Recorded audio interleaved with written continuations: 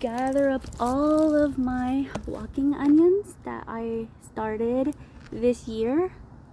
It's their first year, so it's a perfect time to remove them. I thought I wanted them in this spot next to my garden plot, but I don't. I actually want them in my orchard doing their duty by keeping pests out and everything like that, because my orchard needs way more protection. And I also plant garlic, but I want to plant them together, and you can plant alliums together. So it's a common myth that you can't do that, but I have done it in my childhood. My mom and dad did it in their orchard, so it was always common for me to see them, and they never had any issues. And besides, it's not for consumption really, it's for pest control management. So I am going to go get started by planting them. I already got the garlic planted, except for the garlic on my quince tree. This is my quince tree, and I need to prune around the edges of the base because there's got some shoots coming out. I don't want that. So every year this quince tree does that, more so than the cherry and pears. So I am going to prune that, get this bed ready for garlic, and I got to prune all of my lavender. Haven't done that yet. Get it ready for winter. And I started the bed for underneath all of those leaves right there, and my pointy stick is garlic all around. It's already covered for this season. Right here is a strip I already got covered also around. This is the only spot I didn't get yet because I wanted to save that for some walking onions. I don't have too many walking onions, so I'm going to add like maybe 2 per tree for now. They do spread fast and rapidly, so they walk. So I will keep an eye on it and make sure they walk where I want them to walk as the seasons pass. I have been working on getting my strawberry tower winterized. Still working on that. I gotta prune my rosemary and thyme. Well, my rosemary doesn't need pruned. It's my thyme I want to get cleaned up. My goal for this is, I know rosemary needs more space, but rosemary doesn't really grow that well in my area, so I want to put I planted rosemary kind of in the middle right here, and my goal is to have rosemary go tall in the center and have the thyme droop out of the sides, like all around. And I just barely planted the thyme this year, so it's got to take time to go all the way around. Maybe I'll plant some more all the way around the bucket container, whatever. This is my pear tree. The garlic has already been planted all around, and that's a, what do you call it, it's a shoot of a pear tree, but it's not going to be true to form. It's more like a rootstock. So I'm gonna try grafting when it's a little bit bigger. So I'm gonna leave that there. Obviously it's not his final resting place, and the garlic has already been in here, so I'm just gonna make a bed like for like 1 or 2 walking onions for that. So I'm gonna go get started and undig my walking onions and put them in here, and I'll be back. Guess what? If you happen to have an emergency blanket that has mylar material, it makes the perfect garden insulation if you have wet ground like I do this morning, so that you can sit on it near your planting spot and not get wet or cold, because it also insulates. So I don't know, just a mighty tip. It is a very windy day, so I do have my books that I will be sharing with you that I wrote a little bit later, but it's working nicely for me to sit on and keep my tools nearby while I take care of this.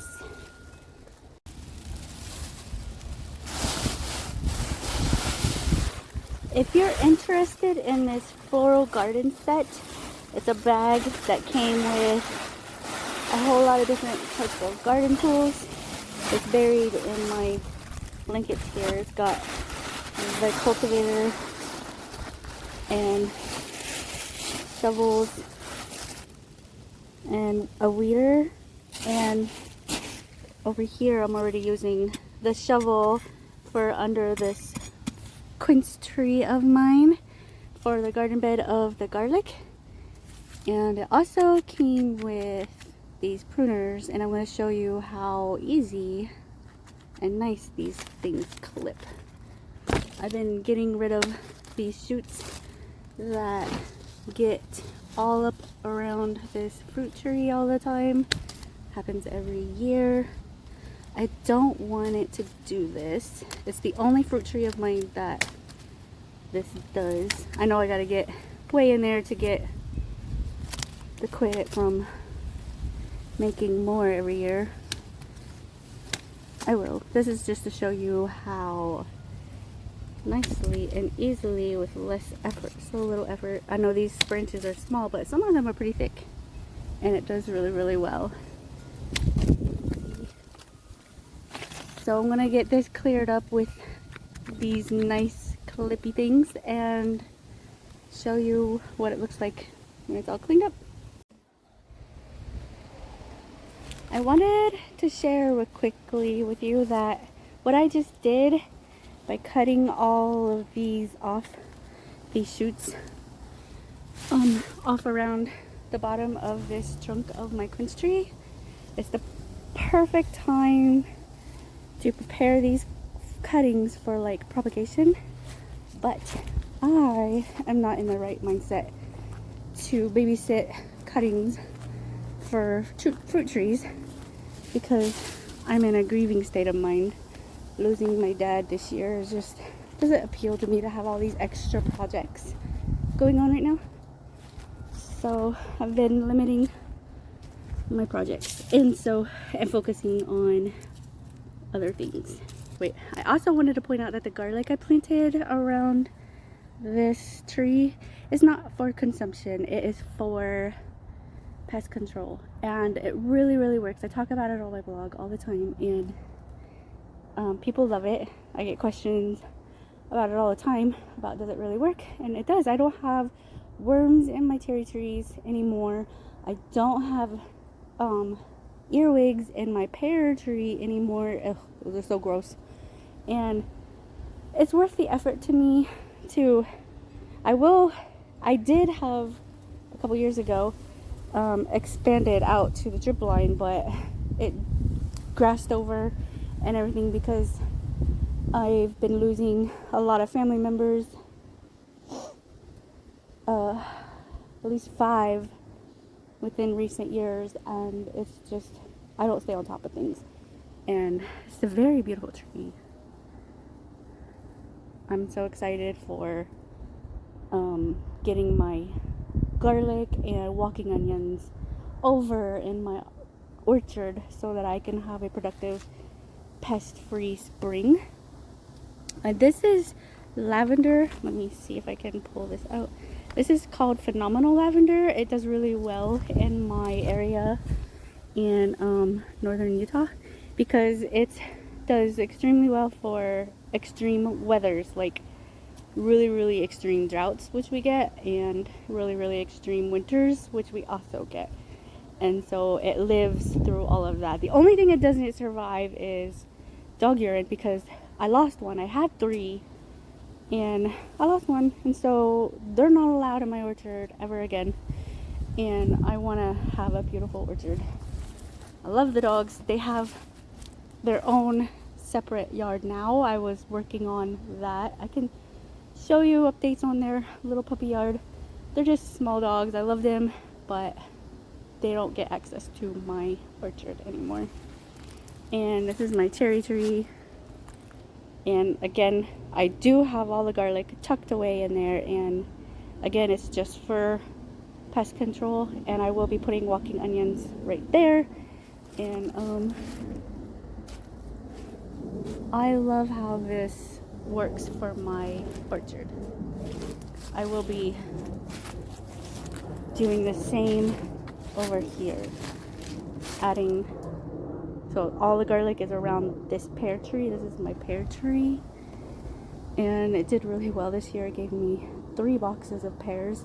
I gave most of it to a friend for pear butter because I have so many jars of pears and quince and cherries and jams and syrups and all kinds of things that my kids are still enjoying and my family loves, but it's too much for us sometimes, so I have to share. I get to share. I don't have to share. I mean, I get to share and I love it. She and her kids get to enjoy it as well. So my hair got stuck. I always get stuck. My hair always gets stuck in my tree branches when I'm walking through here. I have to water these guys. This is my strawberry tower, ready for the winter. See, they're still alive. They just don't look like it, but they are. They'll get water and more leaves to tuck in. I've been tucking leaves in there to keep them warm and insulated. So now I don't know if I want to start on this or go dig up my walking onions. I think I'll go do the walking onions first since I'm already digging, so I'm gonna go do that. Well, I have more walking onion sets than I thought, so I'm excited about that. I would rather have these guys working their magic right in my orchard rather than over here. Oh, I missed one. I'll have to dig through all this weeds and see if there's any more I missed, but I'm excited. I'm gonna go get them in the ground again. Alright, I have been separating these walking onions. They're really easy to separate. And I know I have to separate this clump. They came out of the ground like this, and I just carefully been separating them. Obviously it's hard with one hand, but see, I did it with one hand. And these brown pieces are from this summer when it grew. And it has these bulbils on the top, and you know, when I plant these, I'll just like prune these off of there and just give them a fresh cut, leave a little bit of the green, and stick them right in under each fruit tree. And I have plenty. I only started with a little bit, I thought, but I didn't know they would multiply this fast on the first year. I did not have this many. Maybe I did, can't remember. I probably did. But I'm gonna go get started putting them in, divide them evenly for every tree all the way in my orchard, so they can work their magic in pest control management too. Of these okay, I'm gonna show you how I put one of these walking onions under my cherry tree. So I dug a pretty big hole, enough for the roots to sit down in, and then I'm just going to cover it with dirt. It's hard to tell. I mean, it's hard to do with one hand, so I got a tripod so I hardly ever use it, but okay,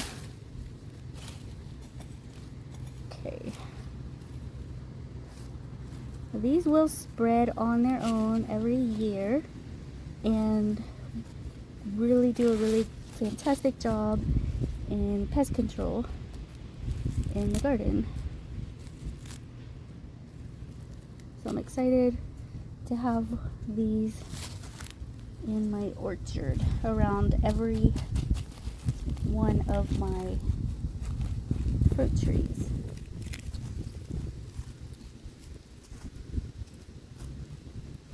I will add more leaves in here for mulching so that they stay nice and warm all winter. And then I added some in the pear tree as well. It is about my orchard.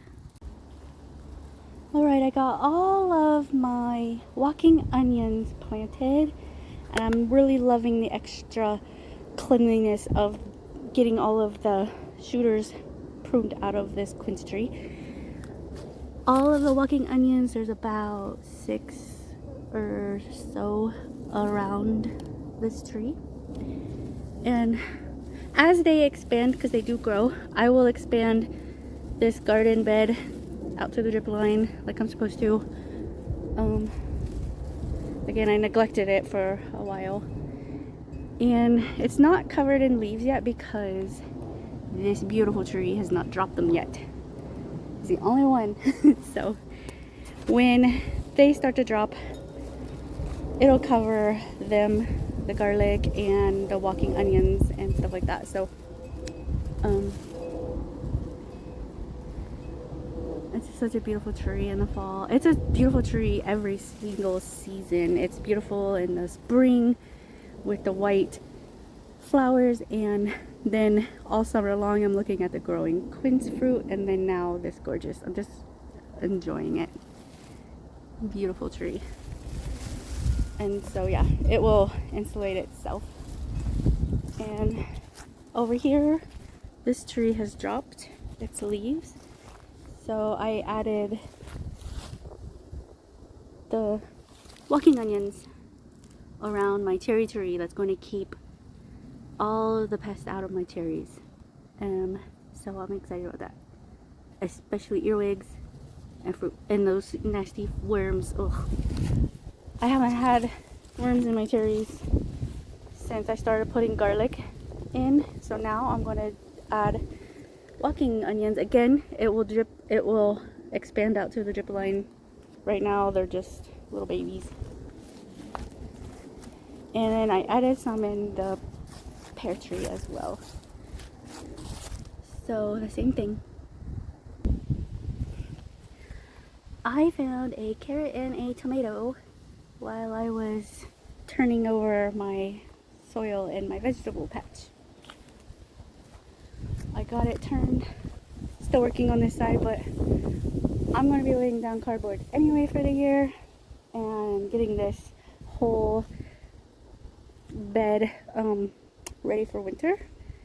And that's what I do every year. Come spring, it's got nice soil and no weeds, and it's ready for planting and fertilizing. So, but I'm not going to keep this carrot, I don't think. Nah, it's got hair growing. It's probably fine. I'm not going to keep it. I'm going to throw it in the compost. I started a new compost pile, not that, but right here. It's not gonna, I'm gonna manage it, and I'm not gonna make it like massive like my last one, overbearing. So we'll see how that actually turns out.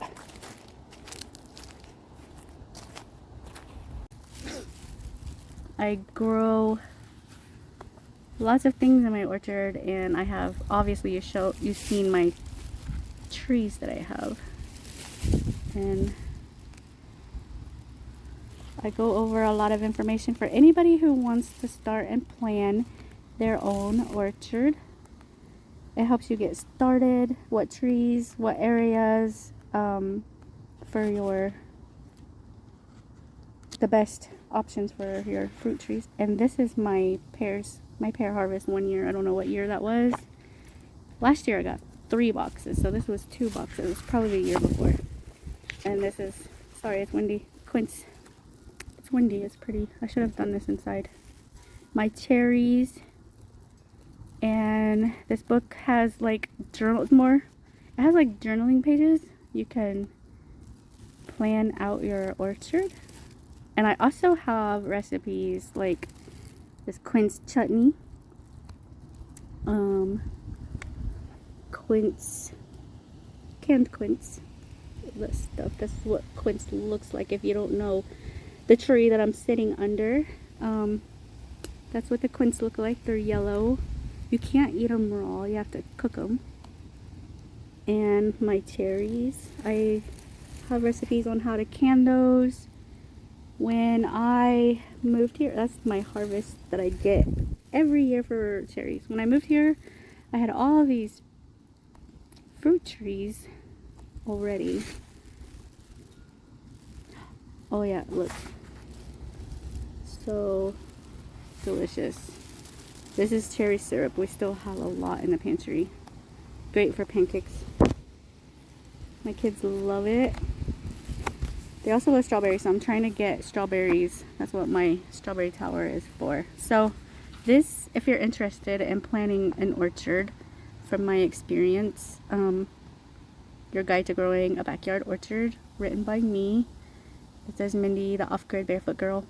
And I have a blog called theoffgridbarefootgirl.com that I talk about a lot of ways to grow a backyard orchard. I have a whole category of it called Backyard Orchard.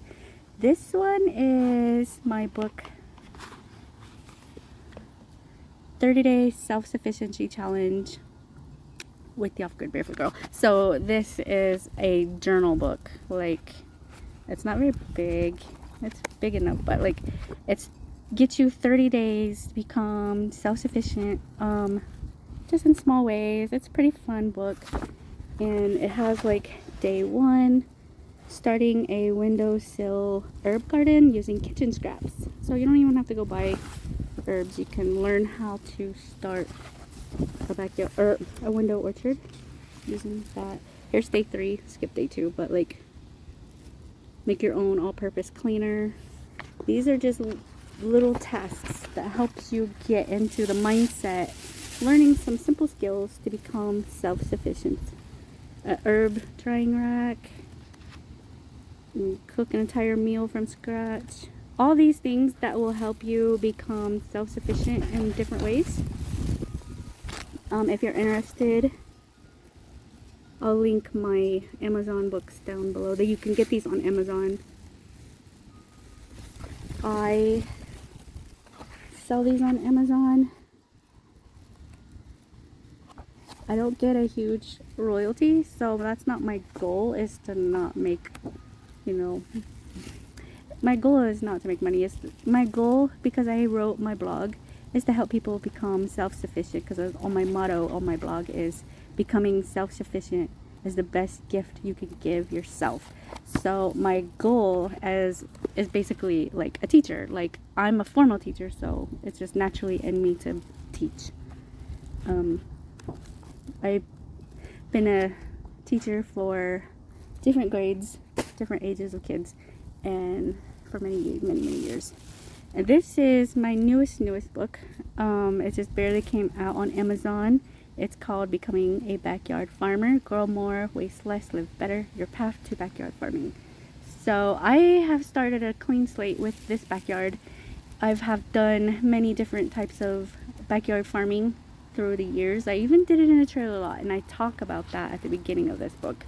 Like, it doesn't matter where you are living, you can do gardening and different backyard farming tasks different ways. So this is my book. It's pretty thick. Again, it comes in hardback, paperback, and Kindle edition on Amazon. And I can't even open it with like one hand. It's full of information over the years that I have learned how to do backyard farming.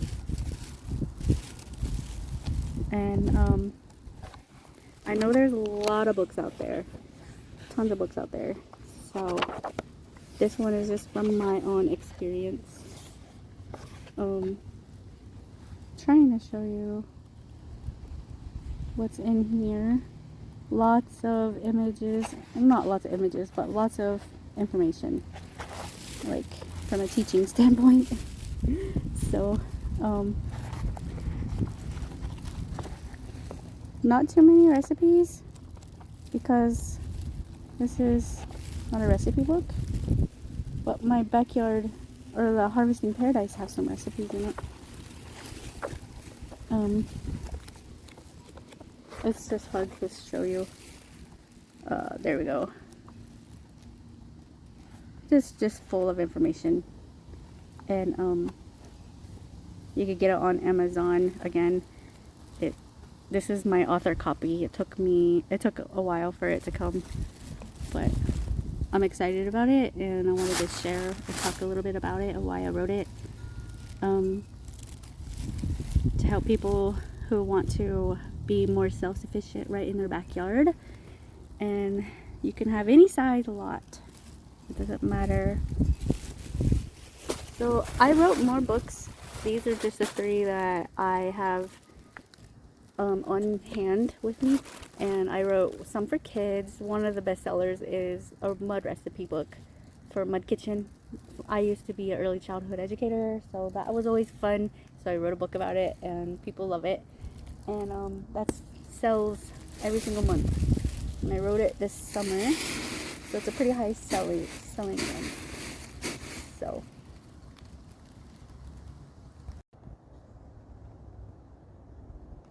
it's getting dark now, but I wanted to show you that I did end up pruning my lavender. I'm still working on it. But it looks so much better. You can see that there's 2 here. As before you couldn't, but there's still more cutting that I need to do. Looks so much better.